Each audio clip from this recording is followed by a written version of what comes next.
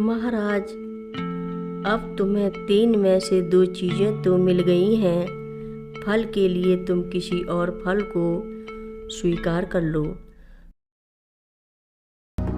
नागेन्द्रहाराय त्रिलोचनाय भस्माङ्गरागाय महेश्वराय नित्याय शुद्धाय दिगम्बराय तस्मै नकाराय नमः शिवाय। रक्षा सूत्र चैनल पर सभी भक्तों का स्वागत है। हम सभी भक्तों को महाराज जी की अद्भुत पावन कथाएं सुनाने जा रहे हैं।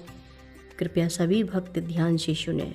असल में वहाँ पर पहले एक कुछ बड़ी सी मिट्टी की कुटिया थी, जिसमें 2 कमरे, एक बरामदा और एक हवन या धूनी के लिए जगह थी, जिसे बाबा जी अपने काम में लाते थे और जो बहुत सालों से मिट्टी में दबी हुई पड़ी थी। गांव के वे पुराने निवासी जो कि बाबा जी के साथ बचपन में खेले थे, उनको भी वो स्थल सही तरह से याद नहीं था।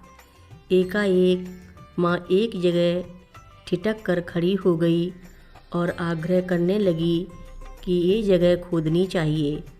खुदाई के बाद हम लोगों को कुटिया का पूरा ढांचा, हवन स्थल, विभूति, एक कमंडल और चिमटा और कुछ अन्य वस्तुएं आदि जो कि बाबा जी के उपयोग में आती थीं, वहाँ पर मिली। माँ इन सब चीज़ों को कैंची ले आई और ये सब वस्तुएं आज भी कैंची आश्रम में सुरक्षित रखी हुई हैं। बाबा जी ने सन 1935 में नीम करोरी गांव में एक मंदिर भी बनवाया, पर उसमें कोई मूर्ति स्थापित नहीं की। किसी ने बाबा जी से पूछा कि महाराज, इसमें किसको पधारेंगे?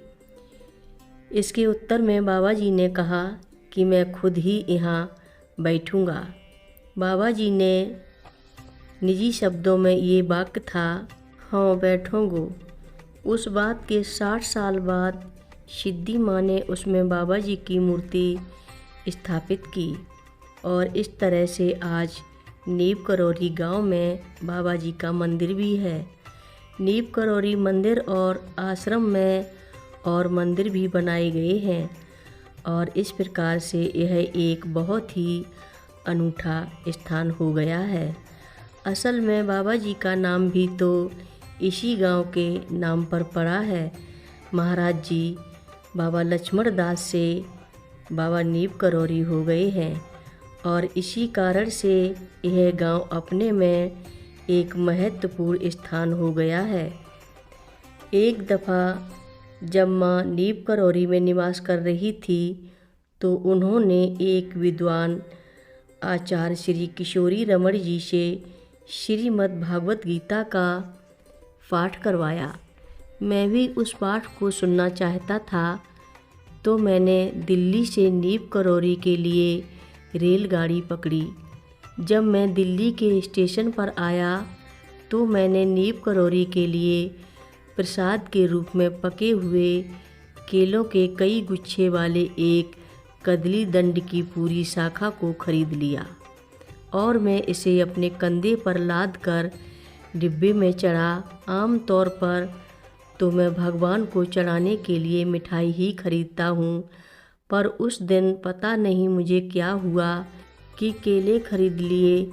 ये ज़िंदगी में मेरा पहला अवसर था कि मैंने इतना भारी बोझ खरीदा और उसे लाद कर इतनी दूर तक ले गया।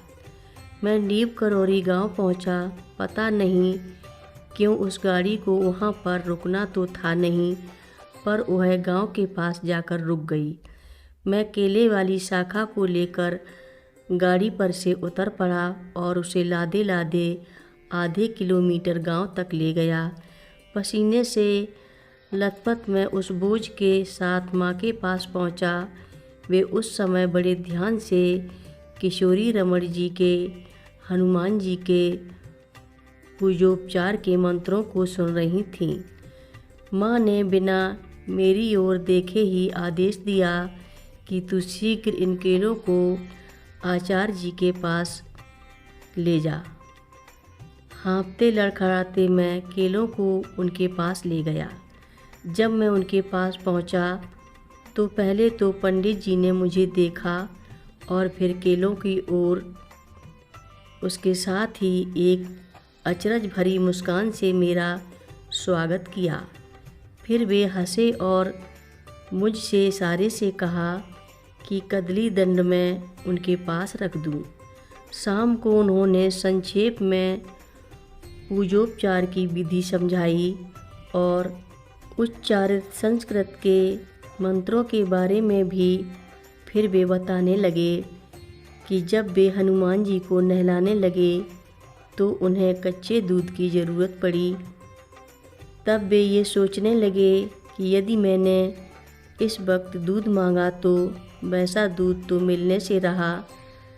तब उन्होंने ये निश्चय किया कि अपने मन ही मन में भगवान को कच्चा दूध चढ़ा दूंगा।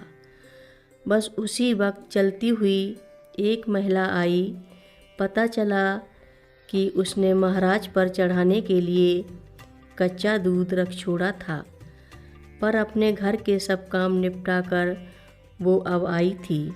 चलो, नहलाने के बाद प्रश्न उठा हनुमान जी के नैवेद्य का, जिसमें कि अन्न के पकवान और फल होने चाहिए। उन्होंने निश्चय किया कि मन ही मन चढ़ा दूंगा। बस उसी वक्त एक बुढ़िया अपने साथ तौलिए में लपेटा हुआ रोट लेकर आई। वे उसे हनुमान जी पर चढ़ाने के लिए 6 से 7 किलोमीटर पैदल चलकर आई थी। पंडित जी को इस बात पर बड़ा आश्चर्य हुआ और मन ही मन हनुमान जी से बोले, महाराज, अब तुम्हें 3 में से 2 चीज़ें तो मिल गई हैं। फल के लिए तुम किसी और फल को स्वीकार कर लो। बस वो इतना कह ही चुके थे कि मैं वहाँ पर पहुँच गया, और वो भी एक नहीं, 1 दर्जन नहीं, वरन पूरी की पूरी केलों की शाखा के साथ। पंडित जी भगवान जी की इस कृपा से इतने अभिभूत हो गए थे कि उस दिन शाम को श्रीमद् भागवत गीता पर अपने हृदय को उड़ेल कर बोले, और उन्होंने वास्तव में मेरी बड़ी अच्छी व्याख्या की। कथा लंबी है, आगे की कथा सभी भक्तों को अगले भाग में सुनाएंगे। हर रोज़ महाराज जी की कथाएं सुनने के लिए रक्षा सूत्र चैनल को अवश्य सब्सक्राइब करें, शेयर करें और लाइक करें। घंटी बजाना ना भूलें। कमेंट बॉक्स में लिख भेजें, जय नीव करोरी बाबा जी महाराज। बोलो नीव करोरी बाबा जी महाराज की जय बोलो।